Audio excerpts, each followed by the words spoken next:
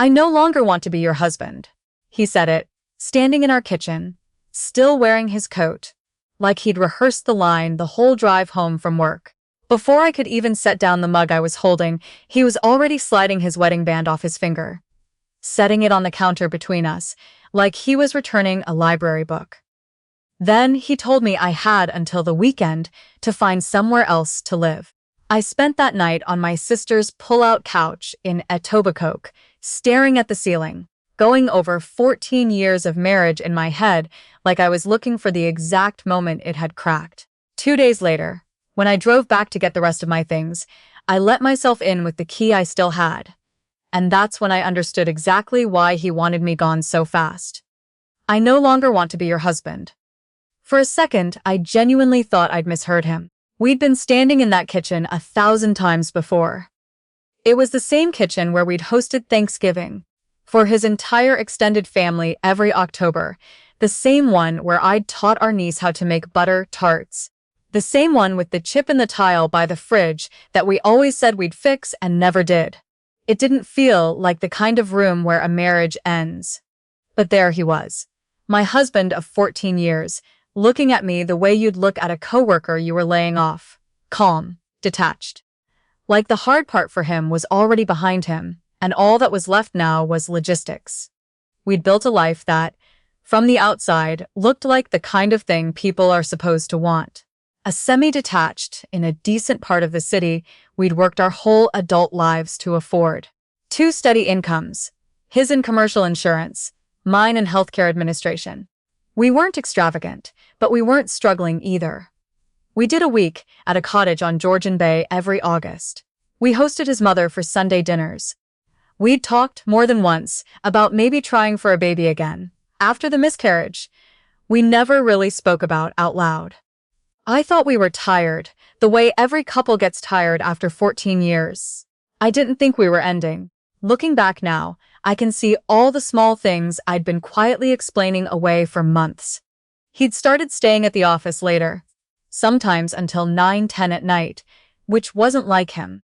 His phone, which used to just sit face up on the counter while we made dinner, started living face down, and then started living in his coat pocket entirely. When a text came through, he'd glance at it and lock the screen so fast, it almost looked like a reflex. I asked him about it exactly once, in March, half joking, and he laughed it off. It's just a mess at work. A client account is falling apart. I'm sorry I've been off. And because I wanted it to be true, I let it be true.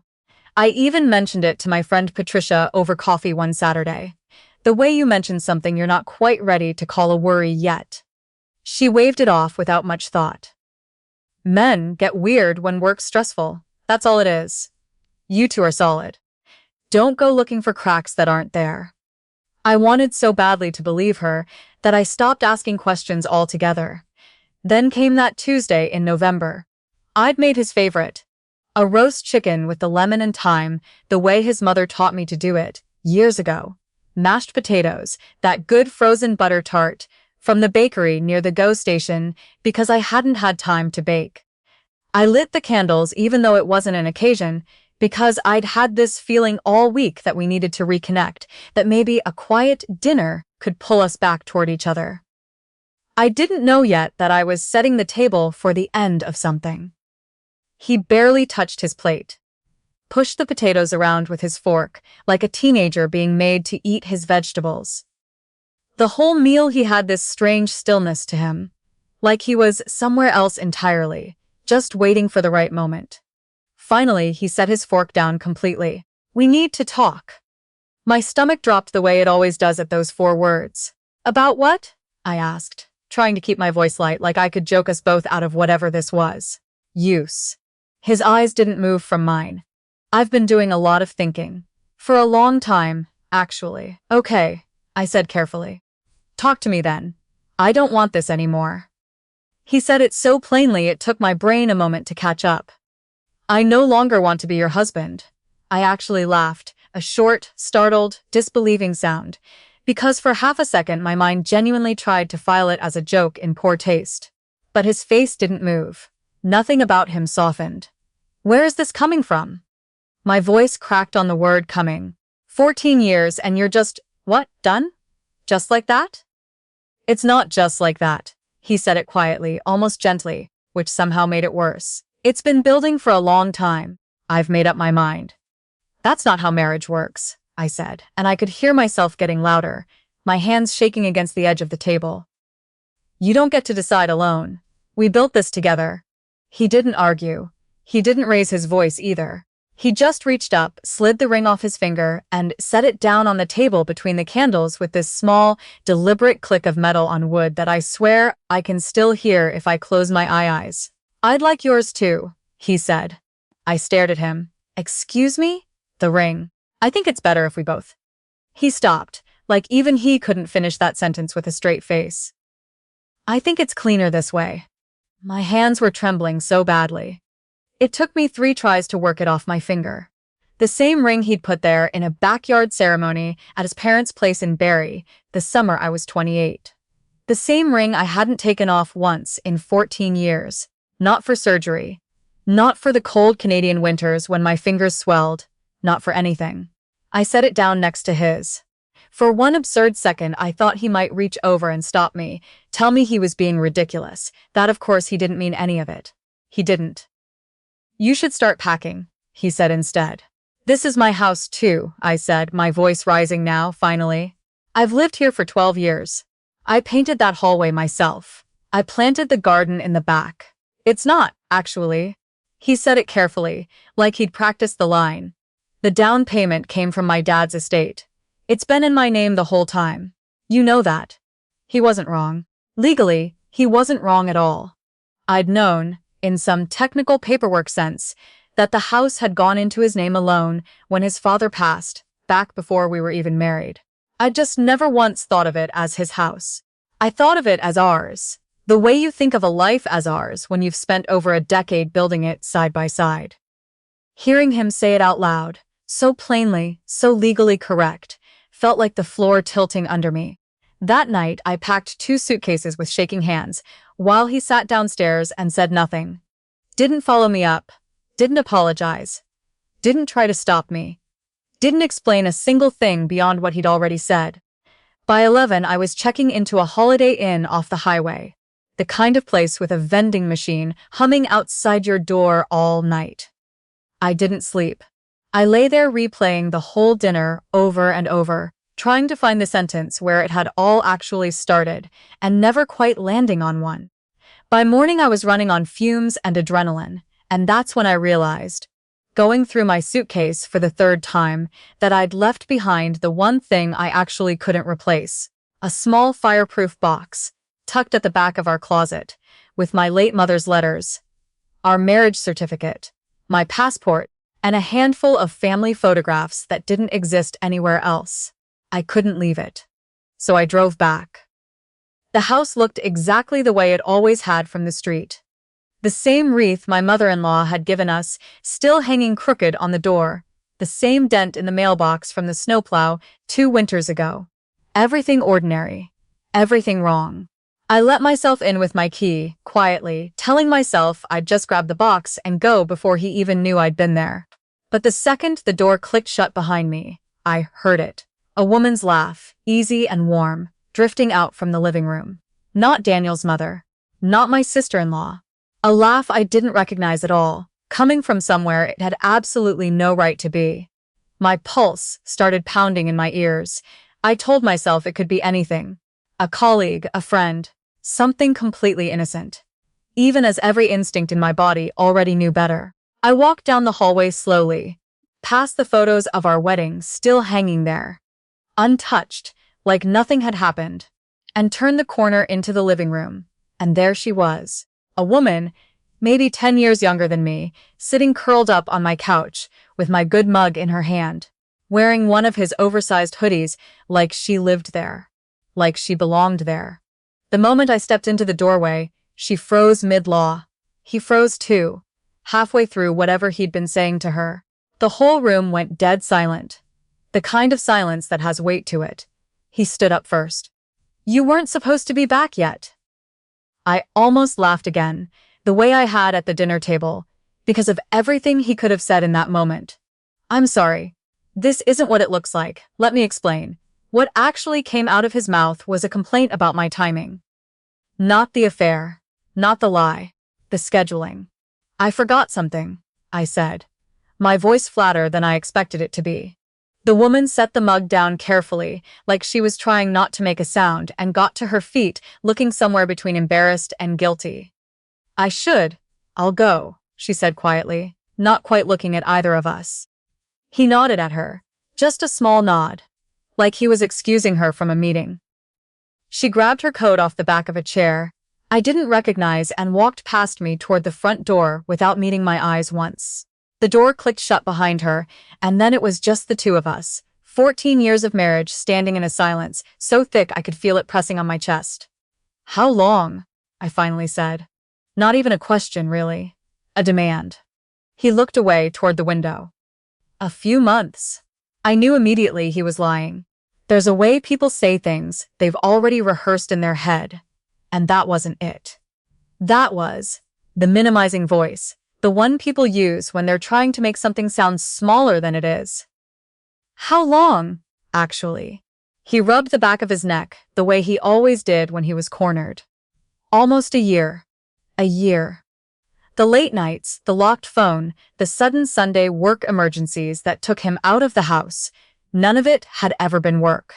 While I'd been quietly worrying, quietly explaining things away, quietly trying to hold our marriage together with both hands, he had already left it. He'd just never bothered to tell me. I was going to tell you eventually, he said, like that was supposed to mean something. I didn't want to blow everything up. I didn't want it to get messy. I stared at him, and for a second I genuinely could not produce a single word. This was a man who, 2 nights earlier, had ended our marriage at the dinner table, taken my ring off my own hand, and put me out of a house I'd lived in for 12 years. And somehow, in his own mind, he had been the one being considerate. Avoiding mess. That's when I noticed it. A stack of folders sitting on the kitchen counter behind him, the kind with the elastic bands around them, the kind that don't end up sitting casually on a counter by accident. Property documents. Bank statements. A printed email chain. What is that? I said, already walking toward it. He hesitated. Just half a second, but it told me everything before I'd even opened the first folder. You don't need to look at that. I picked it up anyway. Inside were notes in his handwriting going back months. Property valuations on the house, a draft separation agreement from a lawyer's letterhead.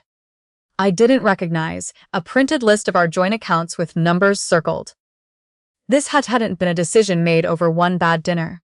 This had been planned, quietly, patiently, for the better part of a year, while I was still planting tulip bulbs in our garden and booking us a cottage for the following August.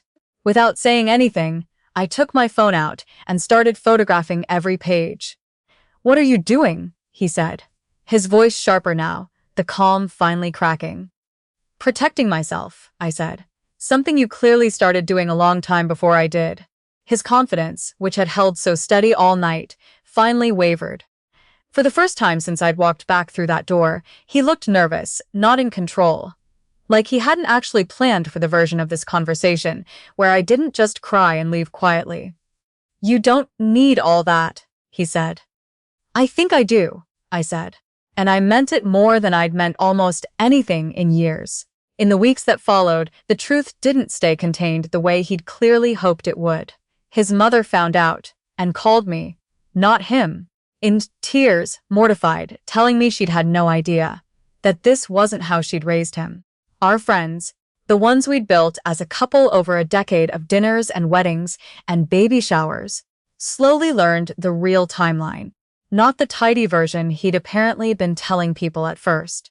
The story he'd carefully built for himself, the quiet, blameless husband who'd simply fallen out of love, started coming apart at the seams as people compared notes, the way the truth always seems to find its way out eventually.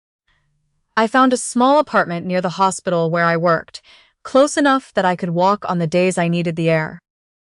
I went back to work full days instead of the half days I'd been dragging myself through.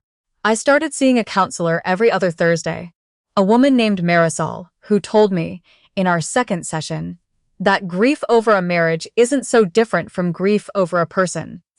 You're mourning someone who's still walking around, which somehow makes it harder, not easier. What I didn't do was let it end there quietly the way he wanted.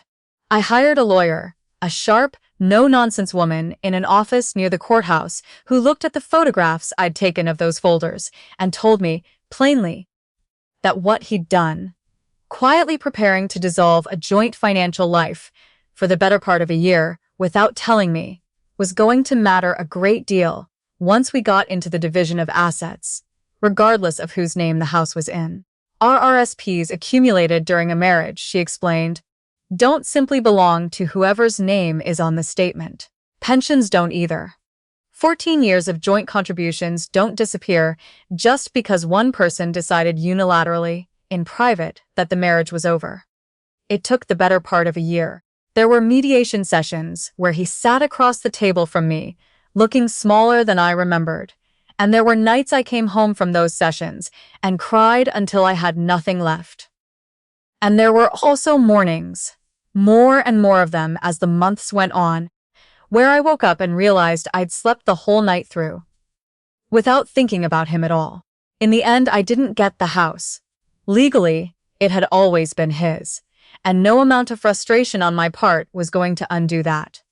But I walked away with a settlement that reflected 14 years of a shared life, not the quiet, convenient ending he'd tried to write for himself behind my back. I kept my mother's letters. I kept the fireproof box. I kept the version of myself that didn't just pack 2 suitcases and disappear without ever asking a single hard question. I think about that dinner sometimes, the candles, the lemon and thyme, the chicken going cold on his plate, while he worked up the nerve to say 4 words that ended 14 years. I think about how certain he looked sliding that ring off his finger, like he'd already done the hardest part just by deciding he hadn't. The hardest part was mine. Driving back for a box of old photographs and walking out an hour later with the truth instead. He thought he was the one taking something from me that night. In the end, all he really did was hand me back the parts of myself I'd quietly set aside for 14 years to keep a life that, it turned out, had stopped being real long before he ever said a word about it.